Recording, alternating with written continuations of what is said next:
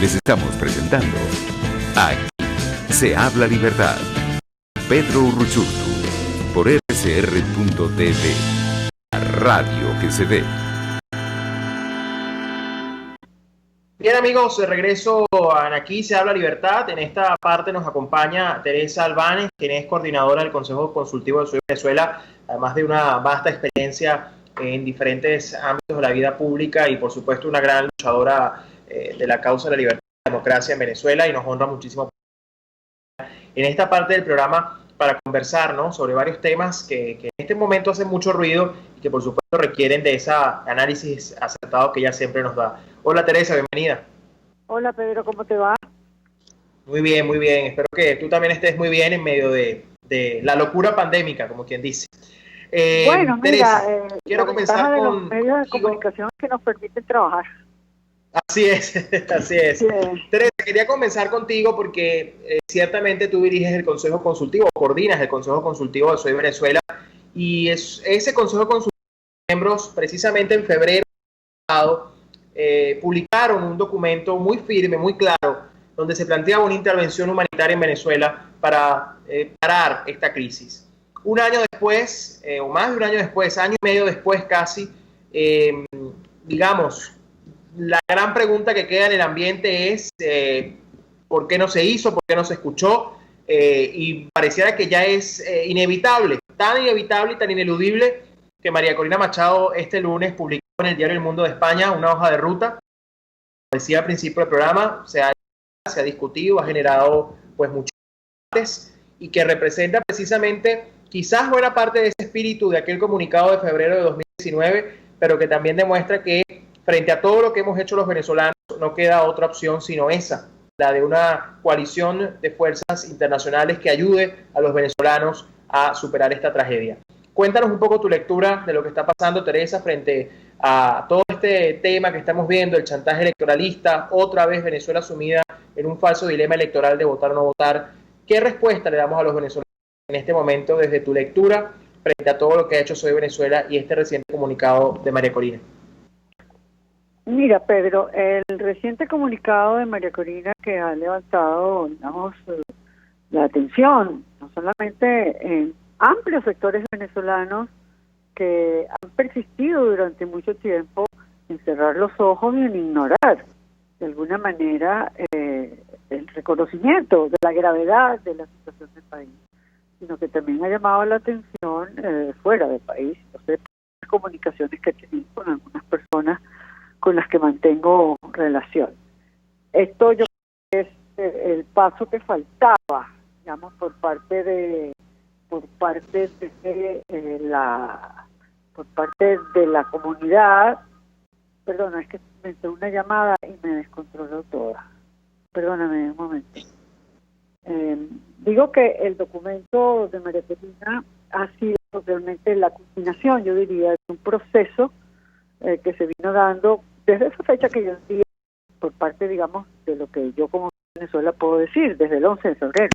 O sea, el 11 de febrero del 2019 habían pasado pocos días de la juramentación de Juan Guaidó, el 1 de enero, en las calles de Caracas, con una supermasiva respaldo de la comunidad nacional. En esa oportunidad nosotros recordamos que el presidente interino había señalado que de no entrar la ayuda humanitaria, estaban en riesgo de muerte 300.000 personas. En una reciente entrevista que tuvo lugar el 22 de diciembre, digo reciente porque han pasado 5 meses o 4 meses y medio, yo le pregunté al presidente Guaidó, esas 300.000 personas que usted dijo que estaban en riesgo de morir, ¿se murieron? Y quiero decir que este ha sido un tema que durante todo el año 19 nosotros desde Soy Venezuela seguimos impulsando cada vez con mayor, yo diría, y con mayor, digamos, señalamiento de dónde estaba el foco. El foco estaba en una suerte de parálisis, incapacidad para tomar las decisiones que la propia Constitución le da, de ejercer las facultades que la propia Constitución le da, ya no como en viejas constituciones, al presidente de la República, al Ejecutivo, para solicitarle a la Asamblea que acordara. No, en este caso, la Constitución le da la potestad de autorizar de una fuerza extranjera simplemente por una decisión del plenario de la Asamblea. Y esto ha habido una resistencia todo el año 19 y lo que va del año 20 en hacerlo. Este documento presentado por María Corina Machado al país y al mundo, ¿sabes?, corrió las cortinas.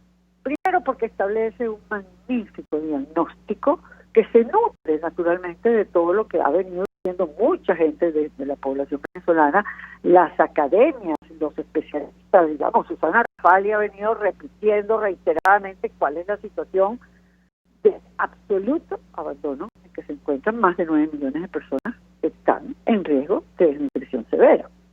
Entonces, este documento hace una gran, digamos, descripción de la violación sistemática de los derechos humanos, del drama humanitario, del colapso de los servicios públicos básicos y señala claramente que este es un Estado fallido, es un Estado criminal.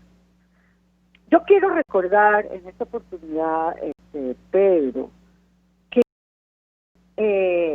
el Procurador General de la República del Gobierno interino, Ignacio Fernández, en una conversación que tuvo con César Miguel Rondón el 26 de febrero del año pasado, es decir, había pasado un mes y 3 días de la juramentación del presidente interino, había pasado unos 15 días o menos de documento de Soy Venezuela ya reclamando y llamando la atención sobre la pertinencia de solicitar la ayuda humanitaria y el acompañamiento militar para la entrada de la ayuda humanitaria. Todos recordamos que no fue sino a finales de ese mes de febrero el incidente o los azarosos y vergonzosos incidentes que sucedieron en Cúcuta. Pero yo quiero recordar que el 26 de febrero, en una conversación con César Miguel Rondón, José Ignacio Hernández, abogado, jurista, hombre de tremenda estima por parte de muchos de nosotros,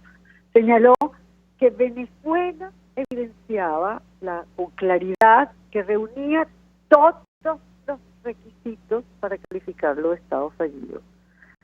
Venezuela era un país que no podía garantizar ni proteger, digamos, los derechos fundamentales de los ciudadanos, que no podía cumplir los cometidos constitucionales y legales que implican que les tenga que tomar acción sobre la salud, la seguridad, la defensa del territorio, y que decía, y si la Fuerza Armada no puede garantizarlos, es necesario e indispensable la cooperación militar extranjera. Eso lo dijo él el 26 de febrero. 2 días más tarde fue designado Procurador General de la República por parte del presidente interino.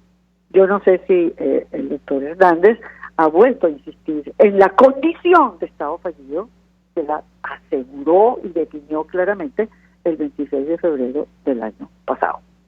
El documento de María Corina recoge todo esto que se ha venido, digamos, produciendo en el país y sistematiza en una forma ordenada, clara, de tal manera que nadie puede decir esto no es verdad.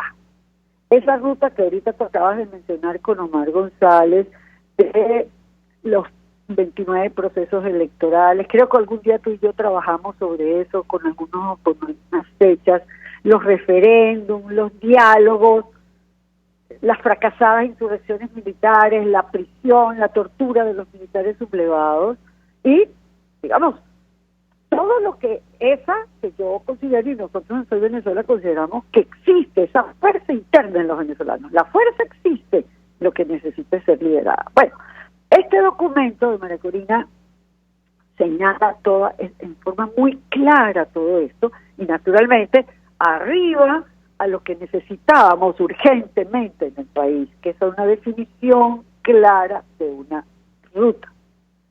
Ya aquí no hay engaños, ya aquí ya nadie puede decir esto no existe, y la ruta es clara, la ruta es terminante, la ruta señala que es necesario que con una operación de paz que viene acompañada por fuerzas de distinta categoría, de distinta índole y de distintos orígenes, se pueda llegar a un control del territorio y garantizarle la seguridad a la población, y producir el desarme de estos grupos terroristas, de estos grupos criminales que se han aposentado en el país con la, digamos, aquiescencia del régimen.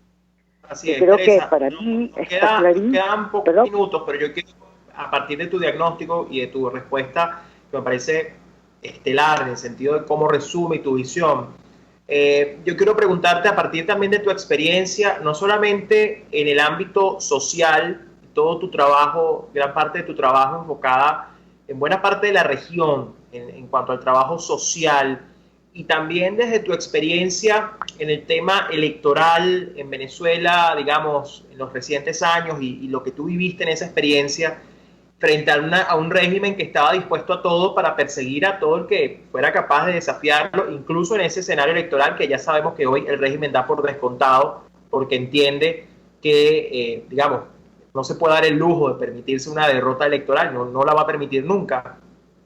Yo quiero tu lectura y con eso, digamos, la pregunta de cierre del programa. Quiero que me des tu reflexión sobre este debate que estamos viendo, que para mí no es un debate, por cierto, para mí ya es un debate superado, pero mucha gente se empeña en revivir ese tema de que, bueno, votamos o no votamos, de que en Venezuela, bueno, la abstención es un error y como digo yo, no puede haber abstención donde no hay una elección. Es decir, en Venezuela lo que ocurre no es una dinámica electoral como es, primero por el régimen que la arropa, pero además porque no está dada ningún tipo de condición y tampoco lo sustituye el nombramiento de un Consejo Nacional Electoral supuestamente imparcial.